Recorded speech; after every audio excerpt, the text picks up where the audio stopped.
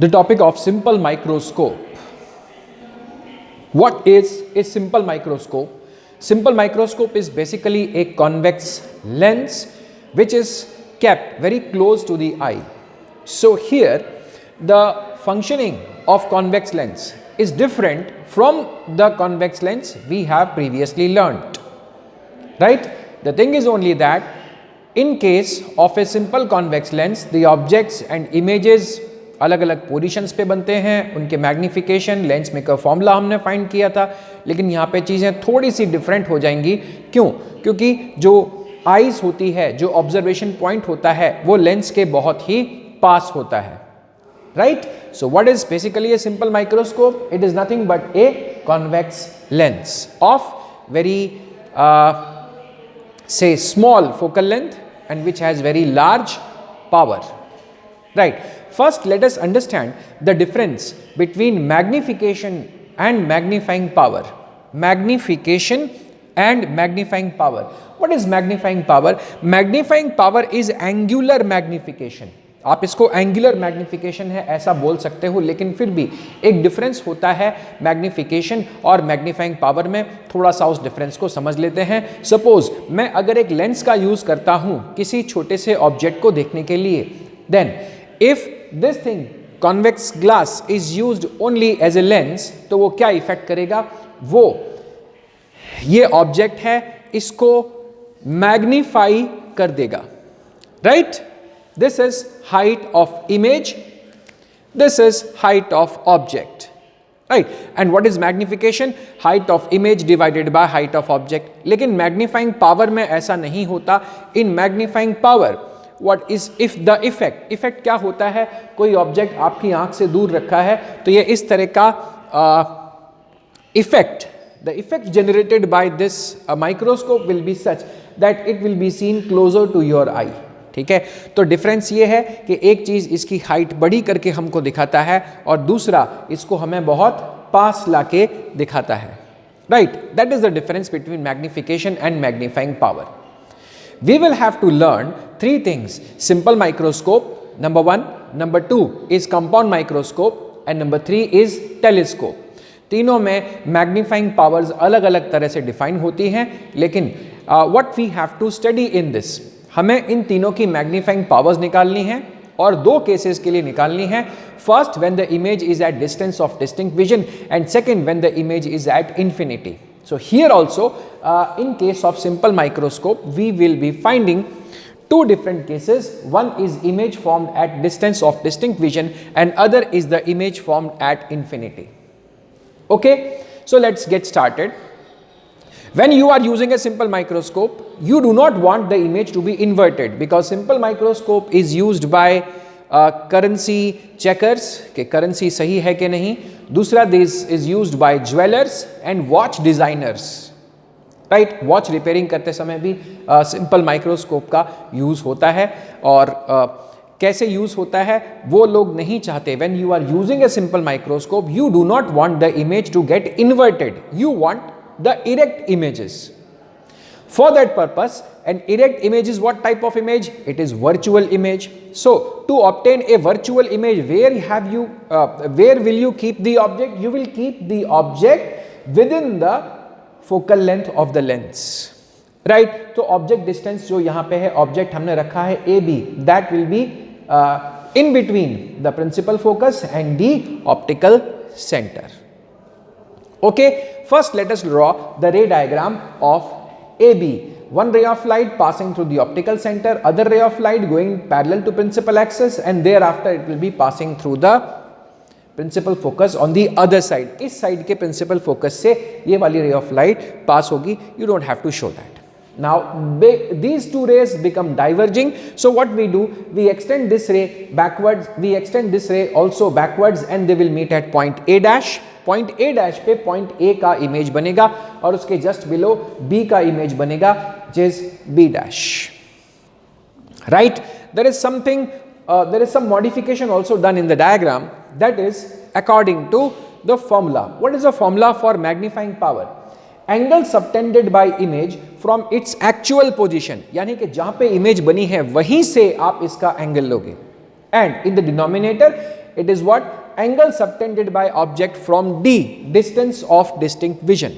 Distance of distinct vision, you know, for normal eye it is 25 centimeter. And why this distance of distinct vision becomes important? Because anything kept at that particular distance from your eye, you will have a clear vision of that particular object. अगर उस object के ऊपर distinct points हैं तो वो आपको distinctly यानी अलग अलग ही दिखाई देंगे, इसीलिए हम इसको बोलते हैं distance of distinct vision. So in the numerator, angle subtended by image from its actual position and angle subtended by object from distance of distinct vision. यानी ऑब्जेक्ट कहीं भी रखा हो, आपको उसको ले जाना पड़ेगा कहां पे? डिस्टेंस ऑफ डिस्टिंक्ट विजन पे, और वहां से उसका एंगल देखना पड़ेगा.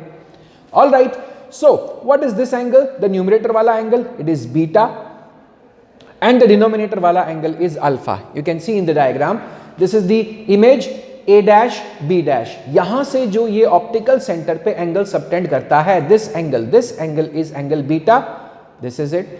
एंड ऑब्जेक्ट अभी यहां पे है, लेकिन इसको हमें कहां ले जाना पड़ेगा? डिस्टेंस ऑफ डिस्टिंक्ट विजन तक ले जाना पड़ेगा, और वहां से जो ये एंगल सबटेंड कर रहा है ऑप्टिकल सेंटर पे, that angle is alpha. Beta upon alpha. Now, because again, due to approximations, all angles are very small, so beta upon alpha can be written as 10 beta upon 10 alpha. 10 beta over 10 alpha. Find the value of 10 beta from this diagram. अभी जब भी आप ये find करें 10 beta, तो you can find it from the bigger triangle, you can find it from the smaller triangle. हमेशा choose करो smaller triangle की values को, थोड़ी simple रहेंगी values. So from angle ABO, 10 theta or 10 beta will be equal to AB upon BO, and 10 alpha will be equal to A double dash B dash upon B dash O. Right? So this is the same thing I have written. Now see, A double dash B dash, this size and this size, they are equal. So instead of this A dash dash B dash, I am writing AB. Why? These getting cancelled, and what is left? OB dash upon OB. Now what is OB dash? ध्यान से देखो, OB dash, it is equals to minus D, and OB is equals to minus X.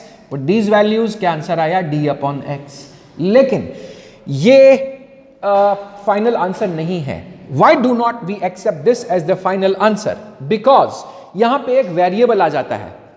If you are supposed to purchase a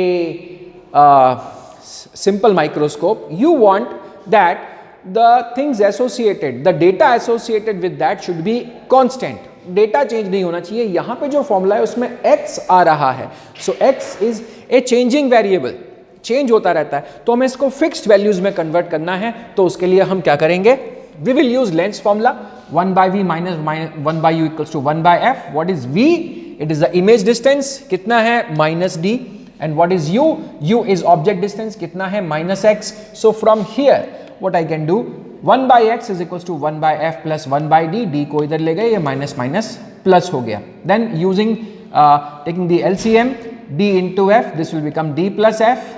अब यहां से क्या करना है? D is transposed over here, that is D upon X is equals to F plus D upon F. फिर इसको divide कर दो, is 1 plus D upon F. So 1 is also constant, D distance of distinct vision is also constant, and the focal length is also constant. तो यहां पे जो हमारे पास में D upon X यानी कि मैग्नीफाइंग पावर का फॉर्मूला आया है, that is having all values that are constants.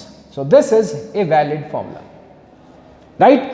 This was the case when the image was formed at distance of distinct vision. Now if the image is formed at infinity, image अगर infinity पे बनती है तो सबसे पहली condition, object should be kept at the principal focus.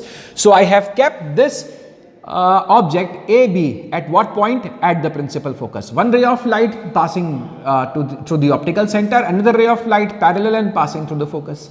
Now these two rays are parallel, they will not meet in forward direction. Let us make them meet in the backward direction. तो दोनों को आप backward extend करोगे, वो जहां के कहां मिलेंगी? इंफिनिटी पे मिलेंगी. ओके, अगेन देखो मैग्नीफाइंग पावर का formula, angle subtended by image from its actual position, जहां पे इमेज सचमुच बन रही है वहां से आपको एंगल देना है.